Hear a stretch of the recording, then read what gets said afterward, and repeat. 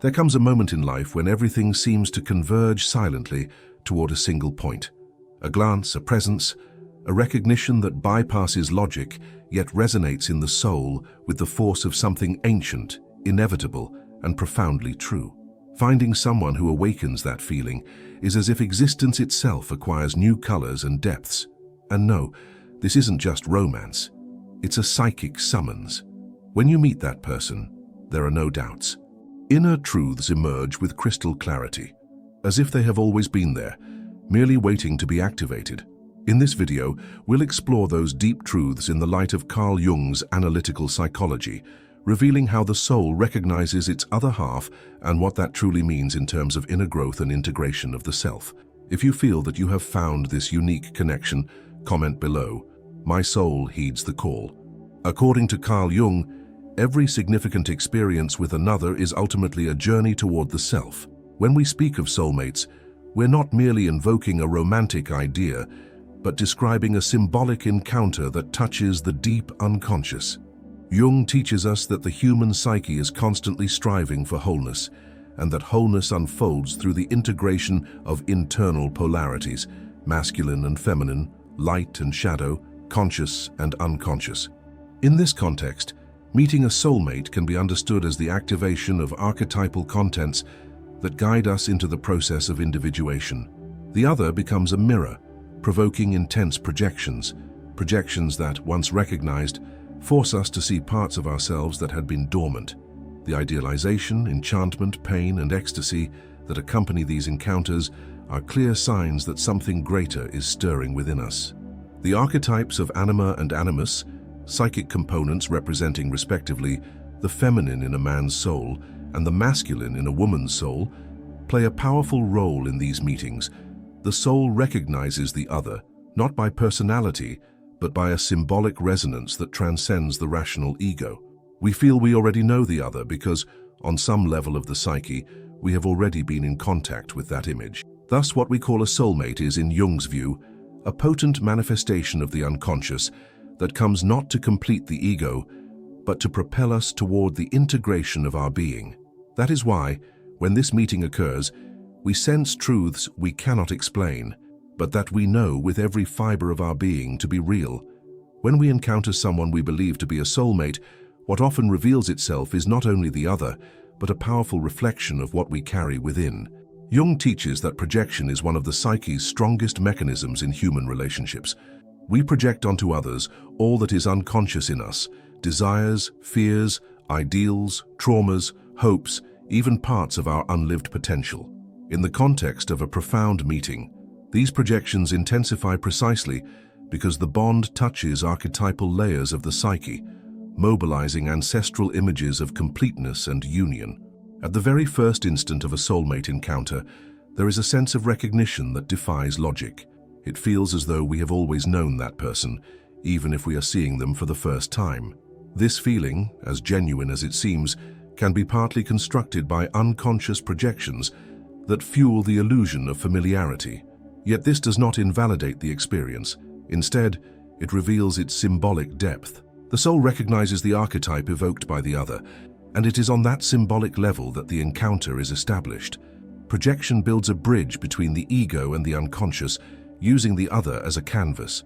In this scenario, we idealize the person as someone who will fill our internal gaps, as if they were the answer to everything we lack. The problem arises when the other fails to match the image we projected. What once felt enchanting often turns into frustration or pain. But it is precisely at that moment that the inner work begins. Jung asserted that every projection, once withdrawn, unveils something essential about ourselves. Recognizing a soulmate, then, is not only about acknowledging the other, but also confronting what we have projected onto them. The intense emotions we feel, joy, fear of loss, dependence, euphoria, are invaluable clues to the unconscious content that has been activated. This includes both the luminous and shadowy aspects of the psyche. The soulmate becomes a mirror that forces us to see what we usually prefer to ignore. It is this process that makes the encounter so transformative. There is a common tendency to romanticize the soulmate experience, imagining it as a fairy tale. But from the Jungian perspective, It is more of an initiation myth than an idealized romance. The other arrives as the catalyst for an inner journey. Idealization is merely the threshold. When projections begin to dissolve, love can endure. But now it is more real, more conscious, more profound. The soul no longer recognizes just the archetype, but also the real human being behind the image. Jung said that authentic love is only possible when differentiation occurs. That is, when we see the other no longer as an extension of our fantasies, but as a complete person with their own light and shadow. The true soulmate meeting happens when we can love the other, even after projections fall away. And though that falling can be painful, it is necessary for us to see with the eyes of the soul rather than through the lenses of unconscious desire. In many cases, the disappointment of not being met exactly as idealized invites us to reflect on what we are truly seeking. What did the other awaken in me that actually belongs to myself? Which part of me was projected into this encounter? Why does this presence move me so deeply? By answering these questions with honesty, we take an essential step on the path of individuation. The soulmate then ceases to be merely someone we love and becomes someone who revealed ourselves to us. The soulmate experience, therefore, is both an invitation to love and a summons to consciousness. Projections are part of the process, but they are not its end. They are like veils that gradually fall until we can look at the other with truth and at the same time see ourselves reflected in their presence with previously unimaginable clarity. At that level, the encounter is not simply between two beings, it is a reconnection with the part of ourselves that has always sought to become whole. In the deep bonds that make us feel we have found a soulmate, there is an intense archetypal movement that goes far beyond emotional or physical attraction. In his theory of analytical psychology, Jung described the anima and animus as internal figures representing the feminine in the man's psyche and the masculine in the woman's psyche. These unconscious images shape our perceptions, desires, and above all, our choices in love. When a connection seems to touch the soul, we are often witnessing the activation of these archetypes. When projected, the anima carries qualities such as sensitivity, intuition, emotional depth, beauty, and mystery. The animus, in turn, brings strength, direction, rationality, action, and a structuring presence. When we fall deeply in love, we project these inner images onto the other, believing they embody those qualities. But in truth, what we are seeing is a part of ourselves not yet fully recognized. The soulmate experience intensifies these unconscious forces. A man may feel hypnotized by a woman who seems to embody every aspect of his anima, as if she is the answer to his emotional incompleteness. Likewise, a woman may be swept away by a man who symbolizes the animus in its ideal form, projecting all those masculine qualities she has yet to integrate. The encounter is so overwhelming precisely because it activates these internal images with archetypal power. However, what begins as idealization quickly turns into a mirror of everything we lack. The true function of the anima and animus is not to remain projected onto the other, but to guide us inward, helping us integrate those qualities into our own psyche. The soulmate, in that sense, is not who completes us, but who awakens what needs to emerge within us for us to become whole. Deep love, therefore, is not an end in itself, but a means to reveal and embody our inner masculine and feminine. In a soulmate relationship, there arises an almost inevitable impulse toward fusion. We long to be completely immersed in the other's presence, as if only there we can find meaning. This desire for unity harkens back to the collective unconscious and the myth of the divided soul, the idea that we have been separated from our other half and are seeking to reunite. But Jung proposes that true integration does not come through fusion with the other, but through encountering what the other awakens within us. When the relationship deepens and projections dissolve, the process of individuation begins, in which the ego recognizes that the anima or animus resides not outside but within itself. The woman who seemed a muse becomes human. The man who seemed a hero reveals his vulnerability. The disillusionment that may follow is in fact a portal to genuine psychic maturity. We begin to see the other as they are, and simultaneously we discover within ourselves all that we once sought outside. The awakening of anima and animus through a soulmate bond is a rare opportunity to access the soul's deepest recesses. This process can be confusing, painful, even destructive, but it is also transformative. It compels us to confront our own unconscious patterns, integrate emotions and attitudes we denied, and balance internal poles that were out of alignment. By integrating the animus, a woman develops self-confidence, clarity, and assertiveness. By integrating the anima, a man becomes more intuitive, compassionate, and connected to his own soul. These aspects are not mere supplements, they are essential expressions of our total being, and the soulmate encounter serves as the catalyst for that awakening, not to keep us trapped in the illusion of external completeness, but to propel us towards self-knowledge. The journey ignited by this kind of love is less about staying together and more about growing together, even if the other's physical presence does not remain. Ultimately, the soulmate is the one who awakens the totality sleeping within us. And once awakened, we cease to seek our lost half and begin to live as whole beings capable of loving from consciousness. In the deep encounters that seem to touch the soul, there is always an intense light, but alongside it, a shadow emerges. Jung was clear that there is no true illumination without confronting the inner darkness. When we meet someone we feel to be essential, who reaches us on a visceral, psychic level, it is inevitable that this encounter will reveal parts of ourselves that were hidden, denied, or repressed. The soulmate, in that sense, is not only a mirror of the light we can be, but also of the shadow that still inhabits us. In analytical psychology, the shadow represents everything the ego rejects, everything we refuse to be, yet nonetheless are. It includes traits we deem unacceptable: selfishness, anger, jealousy, insecurity, control, possessiveness, or extreme vulnerability. In daily life, we can keep these aspects well hidden, but when a bond touches the core of our soul, the ego's defenses weaken and everything repressed begins to surface. This happens because in deep love, we open the doors of the psyche. Love at this level is not merely affection or connection. It is a transformative force that dissolves barriers and exposes truths. One of those truths is that the other, the being we feel as essential, has the power to activate exactly what we have yet to integrate. The soulmate enchants us but also strips us bare. Through them, we see our innermost selves, and what we see often frightens us. It is common in such relationships for small gestures from the other to trigger waves of anger, insecurity, or fear of abandonment. This is not fragility, but the activation of deep wounds, often linked to childhood or transgenerational unconscious patterns. The soulmate, as an archetype, acts as a key that unlocks compartments of the soul that were sealed, and in doing so, they reveal not only what is beautiful, but also what is unresolved. This process is frequently painful because the idealization begins to collide with reality. Contrary to what many believe, this is not the end of love. It is the beginning of a true relationship. When the shadow emerges, we have two options: project it onto the other, blaming them for everything we feel, or reclaim that projection, look within, and ask, why does this affect me so much? What is in me that is being stirred by this relationship? This radical honesty is what Jung called the path of individuation.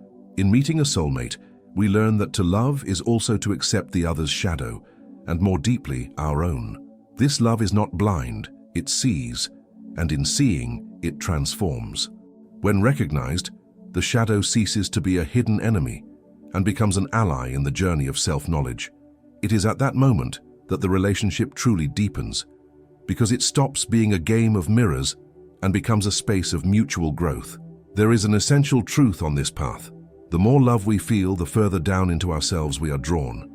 True love, the kind that touches the soul, does not seek comfort. It seeks truth. It comes to disassemble the ego and make room for the self, for the totality of being, and that includes the shadow. When it appears, it is because we are ready to see it. The soulmate, then, is not someone who causes us pain, but someone whose presence forces us to stop running from who we truly are. Jung asserted that integrating the shadow is one of the most important steps in individuation. And this integration does not happen in theory but in practice, in relationships, in conflicts, in breakups, and in reconciliations. The love that reveals the shadow is the same love that heals, provided we are brave enough to hold the mirror without breaking it. When this happens, we not only become more whole, but also more capable of loving with depth and consciousness. In the end, the encounter with the essential other is also an encounter with our entire humanity. not only the light that shines, but the darkness that needs illumination. The soulmate shows us this without words, solely through the intensity of their presence. That is why it is impossible to leave the encounter the same way we entered it. There is a deeply rooted belief that finding someone we feel is our soulmate means finally being complete. Though romantic, this idea clashes directly with the foundations of Carl Jung's analytical psychology. For Jung, the human journey is toward individuation, a process of becoming fully authentic and integrated. On that path, meeting another soul does not fill what we lack, but helps us access what remains latent, unconscious, or fragmented within us. When two souls meet on a deep level, something archetypal is activated. It is not merely an emotional connection, but a call. The other's presence awakens aspects of our psyche that were asleep, as though life gains a new layer of meaning. However, unlike the notion that the other completes us, the Jungian view suggests this encounter comes to disassemble us. It shakes the foundations of the ego to propel us toward our true selves, demanding a break from idealized ideas of fusion and emotional dependence. From this perspective, the soulmate encounter is less about comfort and more about awakening.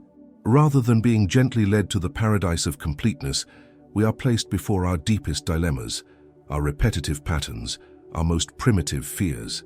The soul recognizes the other, not to merge with them, but to see itself with greater clarity. This psychic mirror is not smooth and polished. It is multidimensional, complex, uncomfortable, and it is precisely for that reason transformative. It is common that after the initial enchantment, intense conflicts arise and the magic seems to shatter. In reality, what has broken is the illusion of completeness, and it is in that moment that the real work begins. The other, who seemed to hold all the answers, now reveals themselves as human, imperfect, as much in process as we are. The sense of frustration may be great, but it is also the gateway to a more conscious relationship where there is room for mutual growth. To individuate alongside someone is very different from being completed by them. Individuation demands psychic autonomy, the capacity to bear one's own pain, and the courage to look honestly at oneself. In a soulmate relationship, this translates into the readiness not to depend on the other to feel whole, but to walk side by side with them as both seek to become more fully themselves. This kind of love is less spectacular and more authentic. Thus, the soulmate is not who saves us, it is who exposes us. They are not who always consoles us, it is who confronts us when necessary. And they are not who completes us, it is who pushes us to discover that in truth, we were never incomplete, only unconscious of our wholeness. Loving at this level demands emotional and psychic maturity. It requires that we know how to be with another without losing connection to ourselves. It requires that we know how to part without being shattered, should the path of individuation demand distance. There are even situations in which such a deep bond cannot be sustained in concrete, everyday life. Sometimes that soul's psychic function has already been fulfilled. They revealed something essential, led us through a necessary transformation, and now life's flow moves in another direction. This does not diminish the encounter's importance, it intensifies it. For we understand that that soul appeared not to be eternally present, but to be eternally significant. In Jung's view, the true soulmate is the one who helps us realize the self's potential, the psychic instance guiding us toward wholeness. Beside them, or even as a consequence of their presence, we access parts of ourselves we did not know existed. We are called to integrate opposites, to give form to what was formless, to free ourselves from limiting patterns. And in this process, we become simultaneously more human and more divine. The love between souls who meet to individuate is not possessive, not dependent, not conditional. It is a love that understands the other's presence as an initiatory marker, a point of no return.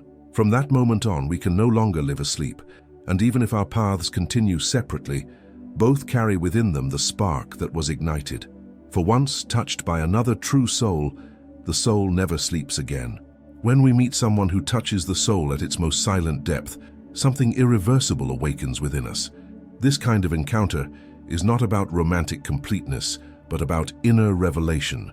It is a mirror that shows both our light and our shadow, that activates our oldest archetypes and inevitably leads us on the path of individuation.